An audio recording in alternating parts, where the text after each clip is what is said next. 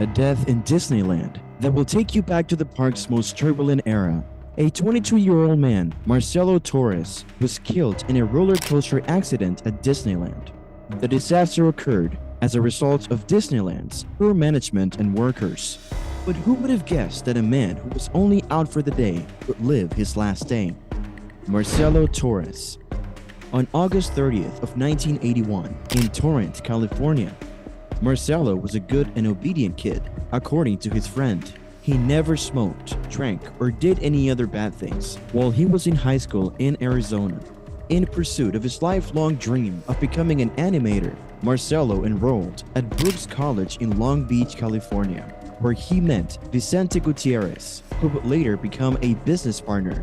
Marcelo and Vicente, along with their friends Christina Becker and Shannon Zinda, planned to spend September 5th of 2003 in Disneyland for an unforgettable day.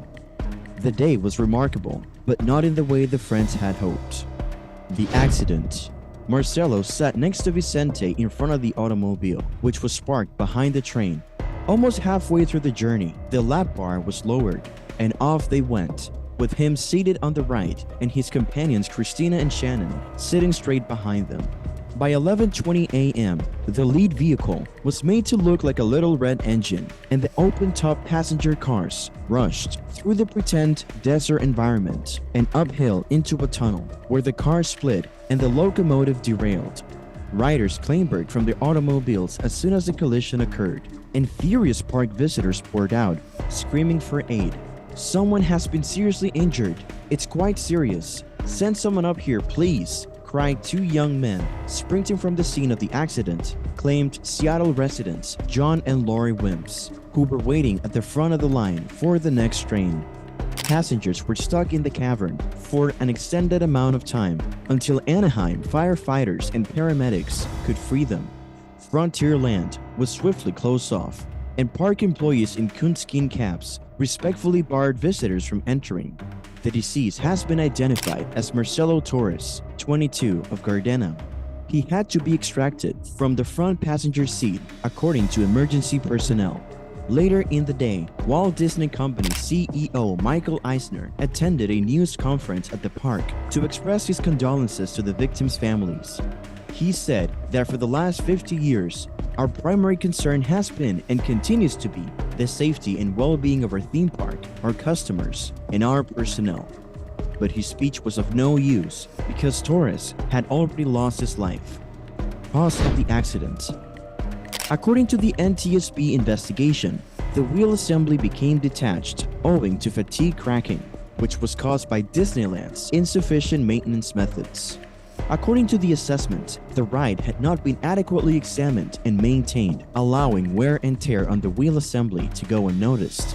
Torres and other riders were flung from the ride as a result of the disaster, and Torres died as a result of his injuries. The catastrophe triggered an increased examination of amusement park safety standards and regulations, resulting in reforms to theme park legislation and regulations in California and other jurisdictions. In the aftermath of the tragedy, Disneyland made significant changes to its maintenance and inspection procedures for all of its rides and attractions to ensure they were properly maintained and inspected on a regular basis to prevent accidents and injuries. The roller coaster and other victims. The iconic roller coaster style attraction, which first debuted in 1979, is based on the concept of a runaway mine train that travels through caverns, mine shafts, and red rock butts.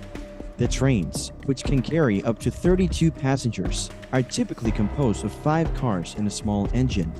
Anaheim spokesman John Nicoletti said that the passenger cars broke loose from the locomotive, which was discovered derailed at the top of an incline. The automobiles were near the bottom of the slope, approximately 20 to 30 feet from the engine. Authorities did not know how many cars were involved in the collision or how many passengers were aboard the train. According to Nicoletti, some of the bikers fled the tunnel on their own. Emergency services set up a staging and treatment area outside the Riverbell Terrace, a restaurant near the Big Thunder Mountain entrance. Officials described the scene as chaotic, with riders fleeing the train and calling out for assistance to befuddled park visitors. 2 of those hurt were treated on the spot. The remaining 8 were transferred to hospitals. Deborah Guerrero of San Diego was among those injured, possibly with broken ribs. Her 15-year-old son, Christopher, and her 9-year-old nephew, Adrian, were both injured. The Anaheim Fire Department's initials arrived at the park within minutes of the tragedy. According to officials, 49 firefighters, 4 engines, and 6 ambulances arrived at the scene. Rescuers immediately issued a desperate request for mechanical jaws, which are used to rescue injured people caught in automotive debris. They also requested portable lighting and ventilators. They quickly canceled the request for mechanical jaws in favor of equipment to stabilize the cars, which were in a perilous position inside the tunnel. According to officials, it took more than an hour to remove injured riders and transport them to ambulances. The lawsuit and investigation. The terms of the settlement were private. Marcelo Torres' parents said that they would give $500,000 to Brooks College in Long Beach to fund scholarships for people who want to become animators. Their son, who was 22 at the time, was a graphic artist. In a statement, Jaime and Carmen Torres of Gardena said, "There is no amount of money that could ever make up for his life, but that is the only thing that the law can do."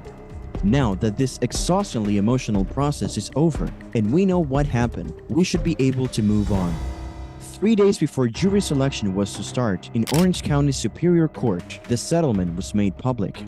Disney took responsibility for the accident on Big Thunder Mountain that killed Torres and hurt 10 other people.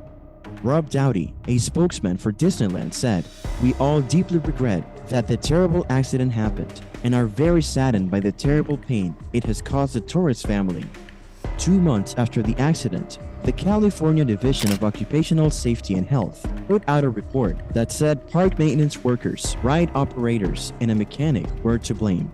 State inspectors told the mechanic he did something wrong because he didn't tighten the bolts and put a safety wire on the wheel assembly that fell off.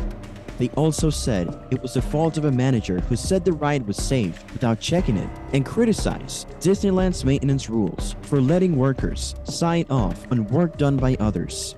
Inspectors also found that the ride operators heard clanking at least 30 minutes before the accident. They kept the ride going for 12 more rides before deciding to take it off the track after one more ride. On the 13th trip, the train crashed. After the crash, the state told Disneyland to retrain the people who work on rides, manage rides, and run rides. They also told Disneyland that all cars on Big Thunder Mountain must be tested before people get on them, and that only the people who work on rides can sign that the work is done. What about Marcelo, who had no idea this would be his last moments on the roller coaster? What are your thoughts on this tragic incident? Tell us in the comments. And for more mishap stories, subscribe to our channel and hit the like button.